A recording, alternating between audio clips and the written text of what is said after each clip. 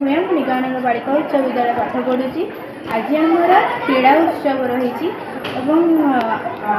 13 तारीख 19 तारीख दिन जो मैंने पिलाने खेली से जीति थे और किसी पुरस्कार प्रदर्शन करा आमर लास्ट ईयर 10वीं श्रेणी को पढ़ुची। आमर मुख्य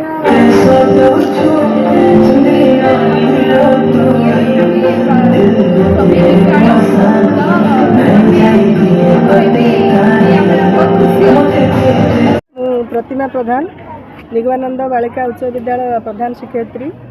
आज आमर विद्यालय 31तम वार्षिक पुरस्कार वितरण उत्सव अनुष्ठित होउछि।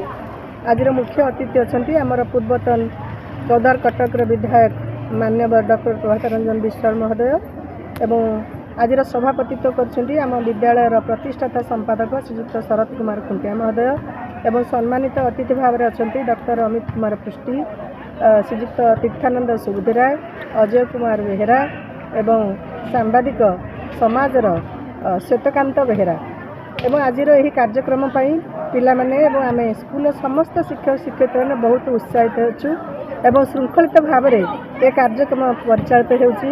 दीर्घ 31 वर्ष धरी ये विद्यालय कौन गोटे वर्ष भी नहीं आम यहाँ माने करना तेणु बहुत असुविधा सत्वे आम यही कार्यक्रम 31 वर्ष धरी आम सुंदर भाव में परिचालित कर आज भी चली एवं मु समस्त को मोर हृदय यह नूतन वर्षर अभिनंदन एवं शुभकामना जनाई रही।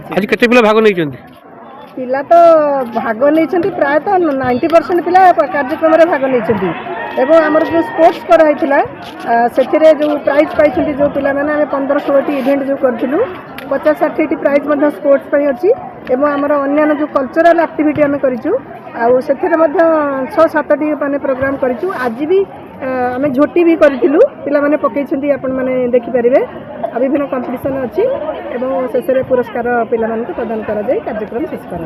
धन्यवाद।